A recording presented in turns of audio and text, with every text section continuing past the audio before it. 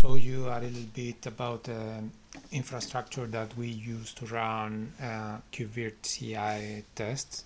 I wanted to give an overview of how this infrastructure evolved since I joined the team, how it looks like today, and what we plan for it for the short-term future.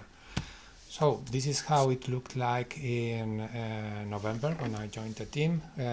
We have the CI system is based on PRAO, the upstream Kubernetes CI system.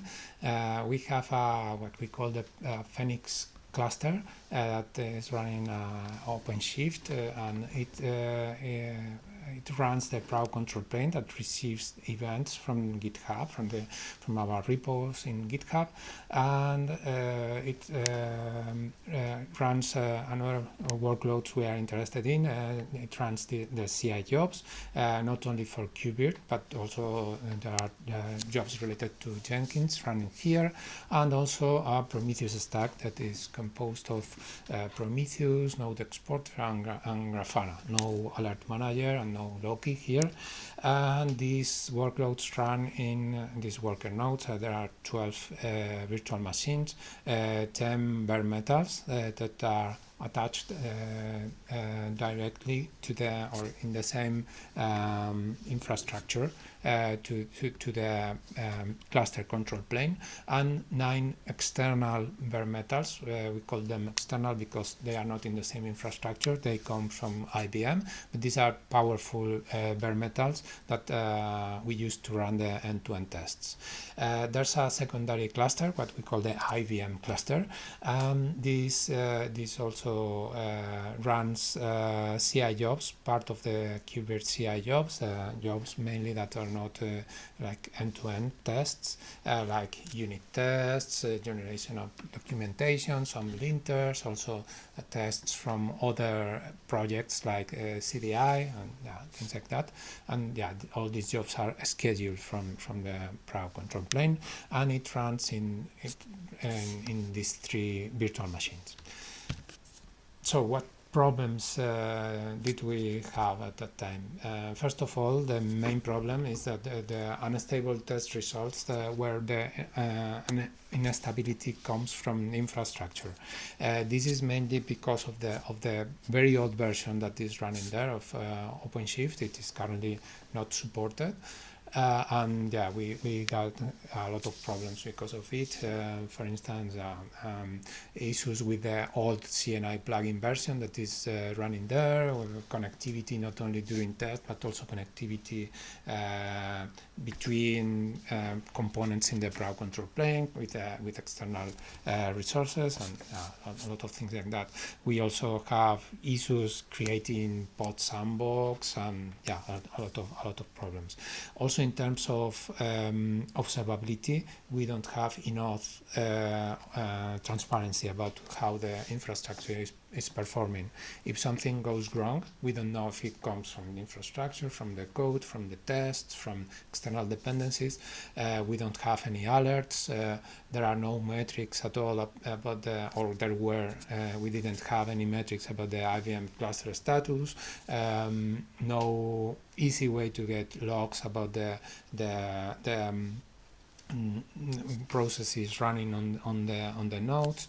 But observability. Also, in terms of the code that we use to deploy the components, we needed to run some Ansible playbooks locally. The first time I did it, I broke everything, and you needed to put in place the secrets, execute locally, hope for the best, because we didn't have tests either. What we thought, or people thought, that how this could be improved, most of these things were proposed before I joined. First of all, the goal that we always had is reducing the number of CI test errors. In this case, the errors that come from the infrastructure. For that, the idea was to migrate the PRAO control plane to this IBM cluster. That's very much more modern, and it is managed by the provider. We don't need to self-manage it. So yeah, all the connectivity or sandbox creation and all these issues will be resolved with this. And in the migration, we also can bump the Pro version to a more recent one. Also migrating the bare metal machines to a new cluster. In this case, it needs to be self-managed. Because these custom bare metals can be attached to a provider managed cluster, and also update the operating system of the bare metal that is also very old, and also increase the capacity, have more tests more machines to execute end-to-end tests, so that we reduce the pressure on each individual node, and also we are able to split the suite and have not a single monolithic suite that is ever growing, and it's very hard to maintain and to evolve. Also improving the observability so that we get metrics from all the components and make them accessible to everyone interested in the forms of alerts, of status pages, or anything.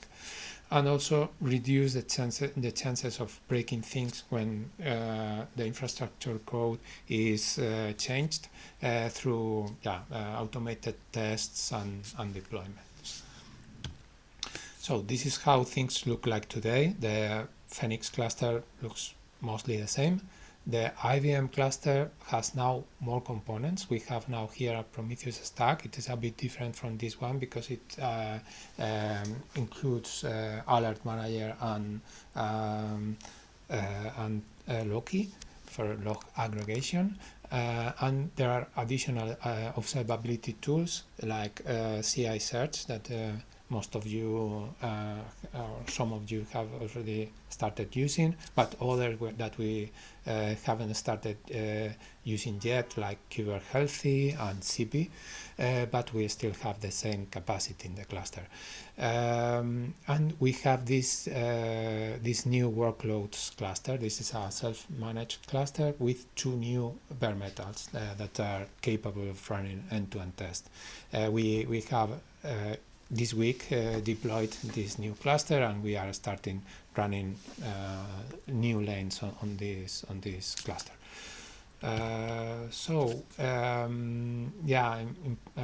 Additionally, all the new components have been deployed using these gitops rules, these Bazel rules for gitops rules, and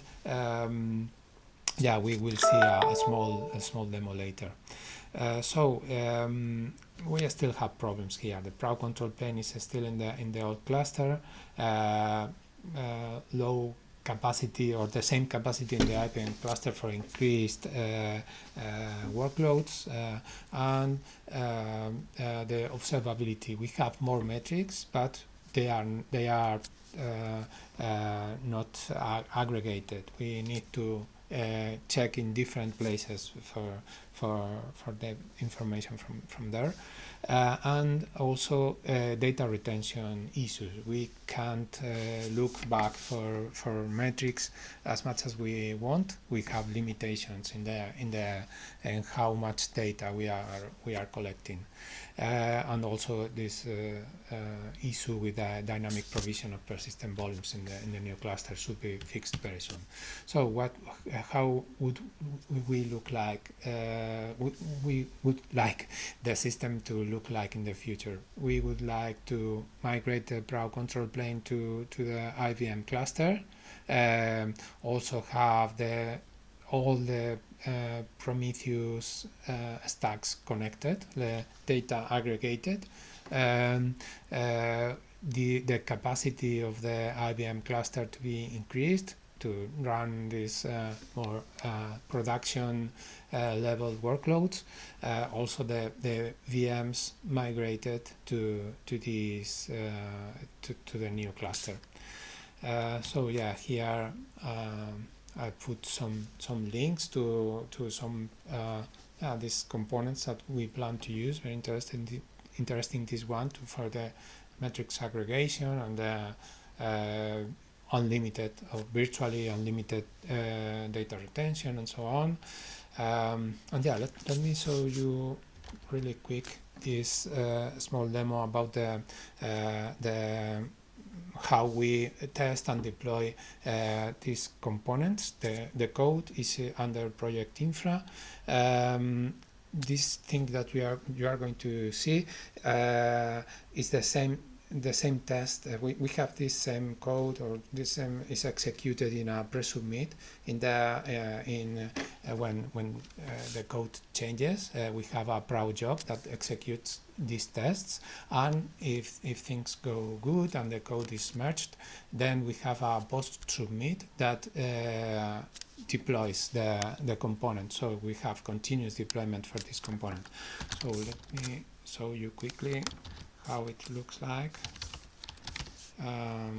It's under services, and let's see, for instance, these are the components that we are deploying, the Prometheus stack. This is how it looks like for most of the components. Let's take a quick look at the deploy script. Here you can see that we call this custom verb, this apply verb, that is created by the Bazel rules for deploying CRDs and then for deploying all the components. And we have this command that we have created for waiting for each of the components. So let's see how it looks like. Let's create quickly a cluster.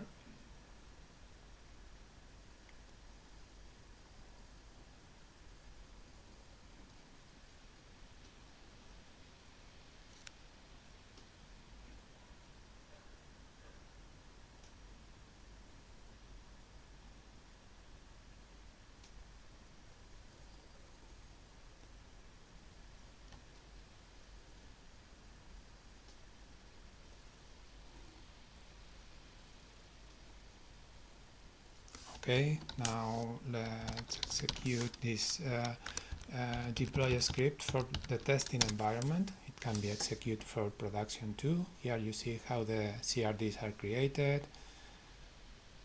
We are waiting for the CRDs to be available. Here all the components of the Prometheus stack are created.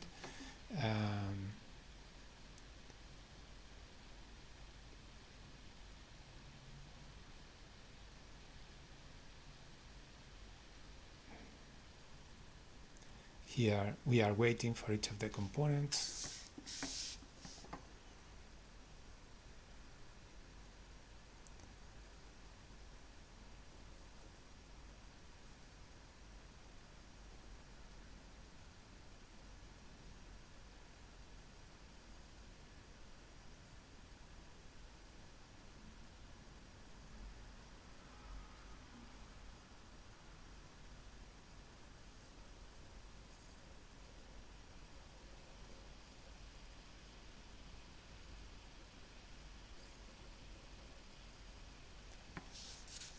Prometheus operator is ready.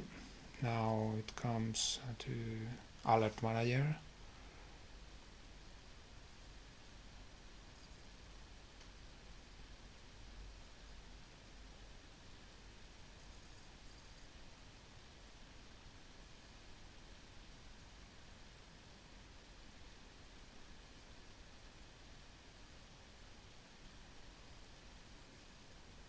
It's ready too. Grafana is next, if I recall correctly.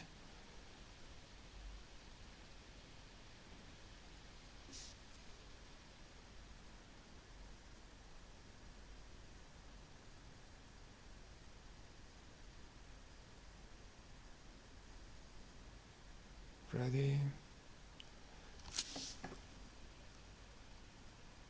Loki ready. And Loki Promptail, this is the daemon set, ready also, and node exporter. Okay, ready to. Now let's execute the tests. In this case, the tests are checking each of the services, and yeah, they all passed. So this is all I have.